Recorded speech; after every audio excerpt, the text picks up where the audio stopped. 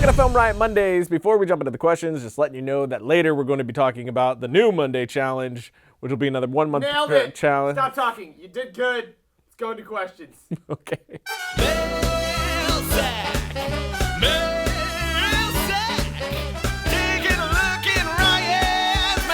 Hey, how do you record sound in a large room and not have lots of terrible reverb? If you have recorded something that has a lot of reverb, there are things that you can do in post. There are apps that you can get that will take down that reverb a bit. I've done that a lot. It's not ideal. It's better, obviously, to record the cleanest sound possible. But if you do have a situation like that, there are things that you can do. We'll throw links to 2 good plugins in the notes below, so check that out. But as far as trying to dampen any kind of reverb?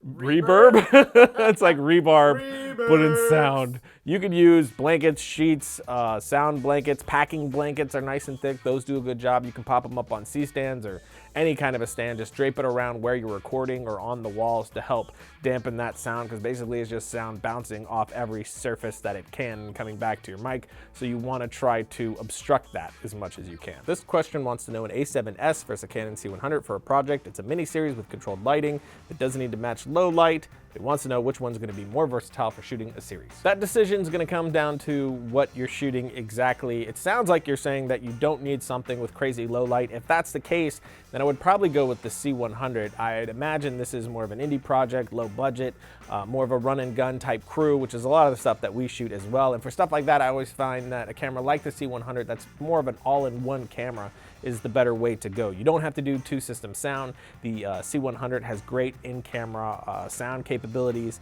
also has built-in NDs, so overall that is definitely the most versatile camera. But if you do need low light, if you are doing stuff outside at night and you're going to be relying on practical lights, lighting that's just there in the scene, depending on where you're going and your locations, the A7S would be better for that. So it's really only a question that you can answer knowing what your project is. Should you limit your short films to a certain length when you're just starting out? I've been working on one that's looking to be around 20 minutes and it just feels like it's too much. If you think a 20-minute is too much for you to handle right now, then it might be, and it might be a better idea for you to drop it down, put that one on hold, do a couple of 5-minuters, get some experience, and then move to that one.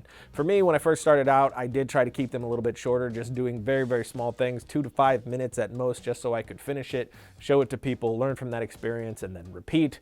So that is how I did it. That's how I usually tell people to do it, but that isn't necessarily how you need to do it. You need to examine that for yourself.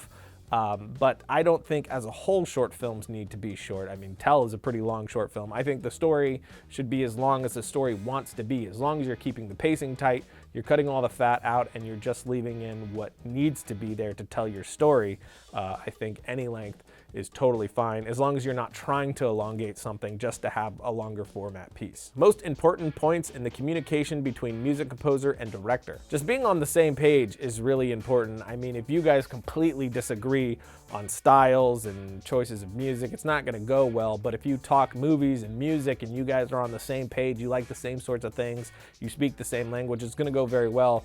So it's really just about that, just being on the same page, talking about emotion, the emotion of the moment, not talking, you know, in technical musical terms with the composer, but on what emotionally you want to be happening in those beats is what I've found resonates with them and adds a better experience and gets a better end result. What is the next Monday challenge? Funny that you ask, because so the next Monday challenge is another scene remake challenge, which we're doing again because you guys have been requesting it like crazy. And it's always a really fun one with great submissions. Basically what it is you pick any scene that you want from any movie that you want and you replicate it.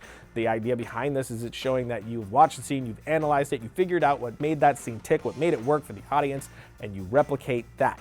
It can be up to 2 minutes in length. It can be as short as you want. It can be 10 seconds if you want, but it can't go over 2 minutes. And a lot of people ask me with that time frame if credits matter. If they put credits in the end, it goes over 2 minutes, will that matter? It will matter, because if we see that it's over 2 minutes, if it's like 2:10, 2:20, we might not even click play because the rules have been broken. So it's best to just keep the credits off the end, put it in the notes if you want, That way you don't get disqualified before we ever click play, because a lot of people are always asking us to break rules for them, but we can't break rules for people because there's a lot of people who are sticking to the rules and it would not be fair to them. And plus, I don't know, this reminds me, I always see credits at the beginning of some people's short films, which doesn't really make sense to be there. Hollywood does it for contractual reasons. We don't really need to do that, so it almost comes off a touch silly when I do see credits at the beginning of films of names just flashing. That's why I never put them in any of my short films. But you do have around a month to do this. Again, we're giving you till September 9th, 12 p.m. CST. You're gonna email that to us at mondaychallenge@triunefilms.com. And please do not use copywritten music. A lot of people did on the last one, and even though they were great submissions, we couldn't use them because it was copywritten music, and we're not looking to get sued. And if you're using licensed music that you have the rights to use, make sure you put that info in the notes of your video so you don't get disqualified when you actually have the rights to use that music. But now on to prizes. Again, we're gonna have 3 winners. Our 3rd place winner is gonna win our new LUT pack, which I absolutely adore. Our 2nd place winner is gonna win our complete filmmaker bundle. And the 1st place winner is gonna get our LUT pack. They're gonna get the complete filmmaker bundle, and they're also gonna get a 1-year subscription to Boris Continuum Complete 10. It's a multi-host plug-in package. It goes for about $600. It's really amazing. We have it here and we use it on pretty much everything that we do. It's just filled to the brim with amazing plugins. So I'm really excited to be able to offer that to you guys as well. But that's all the info you need to know. Those are the prizes. Now go get to work on the next. If you're a budding filmmaker, entrepreneur, innovator, domain.com is the place to go when that next idea hits you. I know I've said it a million times, the list of available domain extensions is growing, but you now have the opportunity to name your site and build your brands in ways that were never before possible. Choose from a growing list, 400 plus domain name extensions like .com, .org, .design, and .club. And to show you some love, they're giving you 25% off their already affordable prices when you get domain names, web hosting, or email. Just use the coupon code FilmRiot at domain.com's checkout. When you think domain names, think domain.com.